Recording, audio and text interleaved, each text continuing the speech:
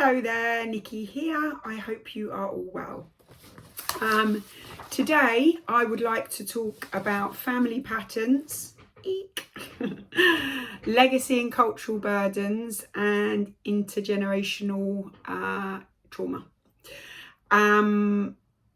Yes, it's come up for me with clients quite a bit, and it's come up for me as well, actually.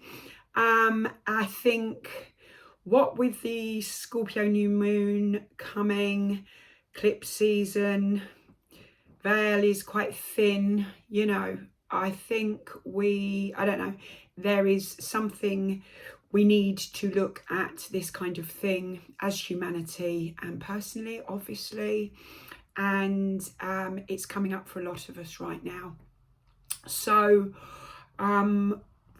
family patterns, things can pass through from generation to generation, through our genes, through our energy, through our memory, cellular memory.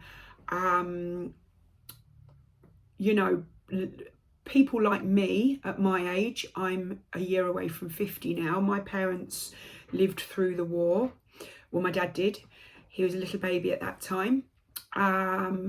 So I know the stories of him getting packed off as a teeny little boy without his mummy.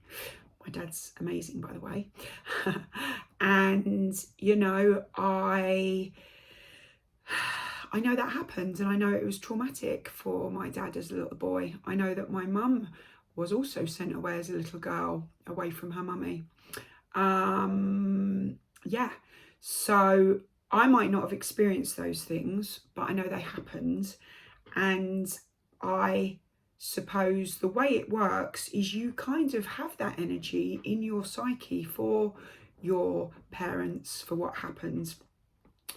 Family patterns, you know, I didn't, mind you, but many people have had narcissistic parents. You know, you may have a narcissistic mother, who, you know, had trauma from her mother from when she was young. You may, you know, she may blame everything on you. I wish you'd never been born. I mean, I've heard people say their mums have said that to them. I wish you'd never been born. You've ruined my life. You know, children that weren't wanted, unwanted pregnancies. There is often a lot of trauma just through, well, you may have been with your mother in a resentful environment, or you may have been taken away from your mother and put in an orphanage if it was, you know, not allowed to have a baby at that age, out of wedlock. You may have been born into a very abusive family. You may have but a very stressed out mum who was getting a load of aggro by the sort of dad who had left them in the lurch with no money. And you may have thought your mum didn't love you that much, or, you know, something wrong with you because you weren't getting the attention you needed as a little girl because your mum was at work all the time and stressed and you weren't getting that bonding. There's many things that cause past trauma. I'm just going to read out to you what intergenerational trauma is. So if people don't have the opportunity to heal from trauma, it's likely that their experiences and negative behaviours will start to impact on others, particularly children who are susceptible to significant developmental impact when they experience trauma at a young age. Many children who are going through trauma at home, at school, at school, they may be absent-minded, memory problems, can't concentrate, can't focus. They might appear to be naughty. Much better now, but teachers didn't always understand that. ADHD, teachers didn't understand that's what children had. They were just labelled as disruptive and naughty children, or they might have been very quiet in class, never spoke. I've been learning a lot about ADHD, and I realise it's in my family and I never knew. Yeah, if you don't, having ADHD all your life and never knowing you've had it is traumatic in itself. But I digress anyway. So this creates a cycle of trauma where the impact is passed from one generation to the next, creating a snowball effect of cumulative damage. In the case of the stolen generations, parents might also pass on the impacts of the institutionalization, finding it difficult to know how to nurture their own children because they were denied the opportunity to be nurtured themselves. Holocaust. Maybe a child that was put in an orphanage. I mean, it can go one way or the other. They can well, it can go many ways, but two ways might be, totally all over their kids, very codependent, doing everything for them, never wanting them to leave the nest, whatever. Or they could not know how to nurture them because they weren't nurtured themselves. It's all individual, isn't it? Research has shown that people who are not just affected by the traumatic events that they directly experience, witnessing or hearing about a traumatic event from their family or community also has a direct impact. Say you're a young black boy who comes from from a healthy, functional family or whatever, yet he knows what his parents went through, or he knows that there was slavery back in generations ago, or whatever it might have been. An Indian boy who knows that his great-great-grandfather lived through extreme poverty will grow up with that poverty consciousness mindset, and it might affect his ability to earn money or to keep money or whatever. You can see what I'm saying. There's many dynamics to all of this. I think what we've also got to remember is to take the strength from our family generations. Even if there was dysfunction, like my grandma, what she went through, wow, she was stoic though. My grandfather was not very nice to her and or the kids, and she was the kindest woman you could meet. So that's how she played out with it.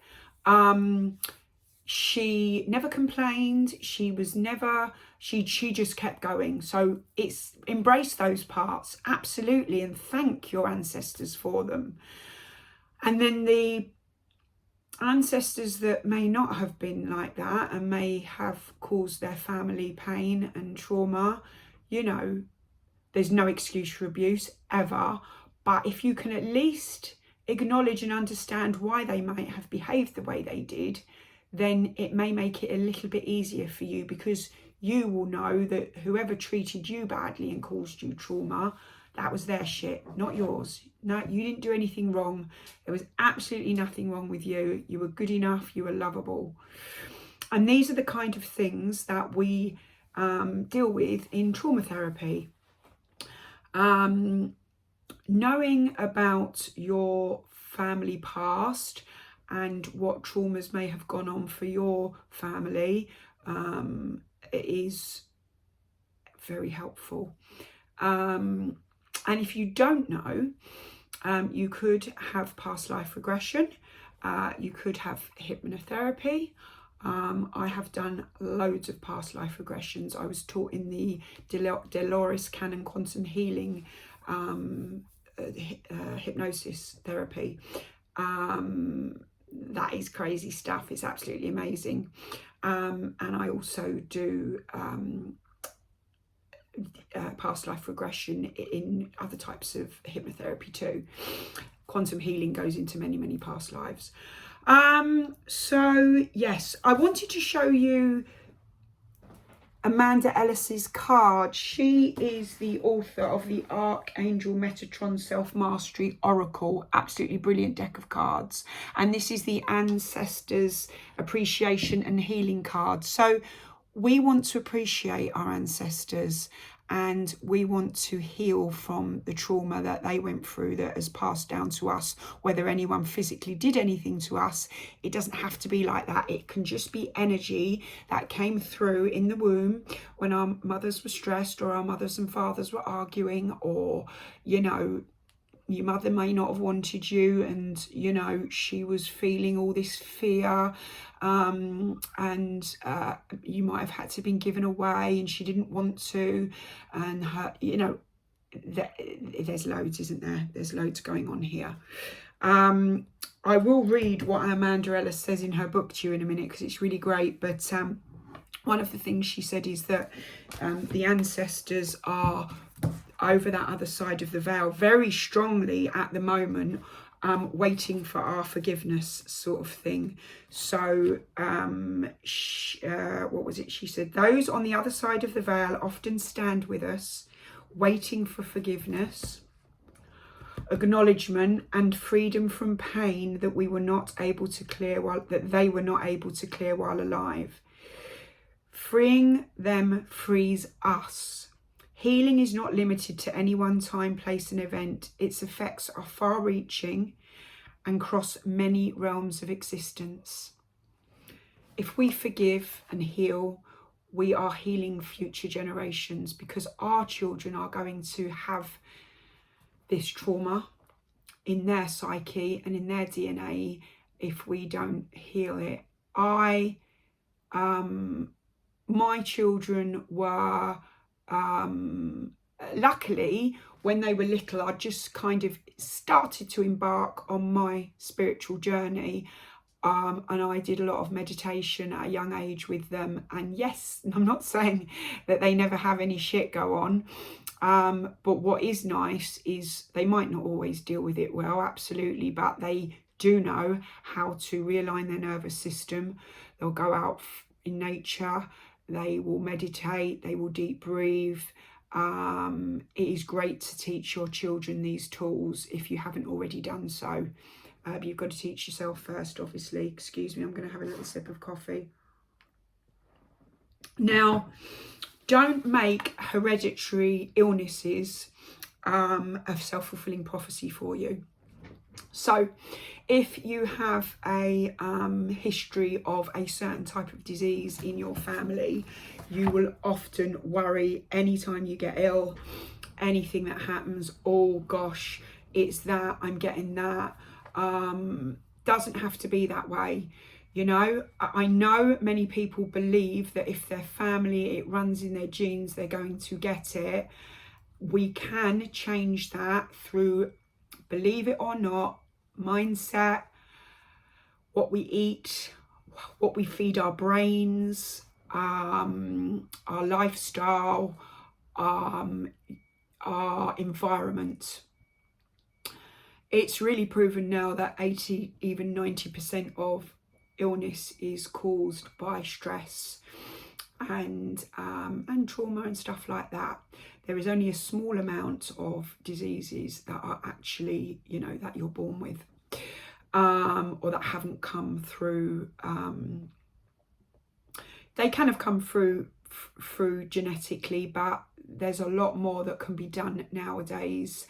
You can stop that kind of thing happening, or prevent a lot of it through the way you think, the way you feel, and the environment you are in.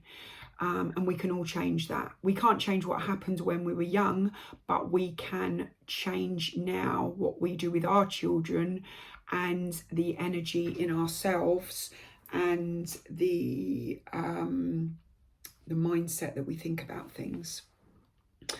So if you had a narcissistic parent, that's always going to be tough. Many narcissistic parents, the children end up either narcissists or codependents. Codependents can heal and do heal if they put the work in, if they get the therapy. I don't know about if narcissists can heal. I don't think so. I've not really known of it, but who knows? Most narcissistic people don't think they are, so that's where that one's tough. What else did I want to talk about today? I've talked about cultural burdens, races and religions. If people don't know how to heal the intergenerational trauma, it's likely their experience and behaviour will be negative and impact others, obviously. Yeah. So 7 generations of intergenerational trauma. That's how far it can go back, that is still affecting 7 generations later. So, for instance, first generation experiences abuse and trauma at various levels in many aspects of life. The experiences go unchecked and the trauma is coded into genes and invisible wounds are passed on. So you've got this first generational trauma. The second generation, one side will become aware of the generational trauma and the dysfunctional patterns through toxic relationships. So they keep having these toxic relationships and they become, hold on, why is this going on? What's going on here? Why do I keep getting these relationships? And they seek to get help and change and shift themselves. So the third generation, more likely to choose healthy relationships, have higher self-worth, live a healthy life, have less mental health issues, and overall high satisfaction with life. Lovely. On the other side, first generation, intergenerational trauma, lots of terrible things happened. Second generation, unconsciously repeat the generational traumatic patterns. As a result, gets traumatized more and more. Jumps from one relationship to another in search of resolution, yet never does the inner work, never goes deep.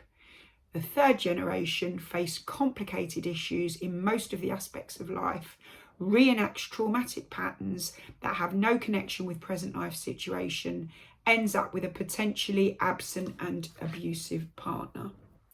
And the cycle goes on and on and on. So now is the time to deal with this, to heal it, to do the inner work, to get the help you need to heal your own trauma and past generational trauma.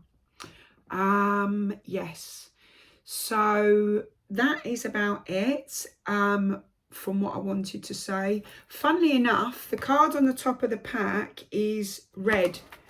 This is Amanda Ellis's pack. Safety, strength and power. Red is associated with the root chakra. Root chakra is where we ground ourselves, and the root chakra is also where the red is where we hold trauma that needs to be released. So if we heal here, we are going to balance out the rest of our bodies, obviously with work on all parts of us. But it's funny that that red came up there, bloodline sort of thing. Yeah. So yes, there's lots of help. So much you can help you can get now to heal past trauma and help your children and your children's children. And as I always say, if you don't have children, you're just helping future generations, because you know, it's not what we say, it's what we do and what we give off that is what people see. So if we are continuing to live in unhealthy patterns, that energy is passed around with our auric field to everybody we're around. If we're healing, that lovely energy is being passed around and felt by people around you, and they want to know how come you've changed, what's happened, and then they may look at getting therapy themselves. So yeah, hope you enjoyed that. Hope it was useful. See you soon.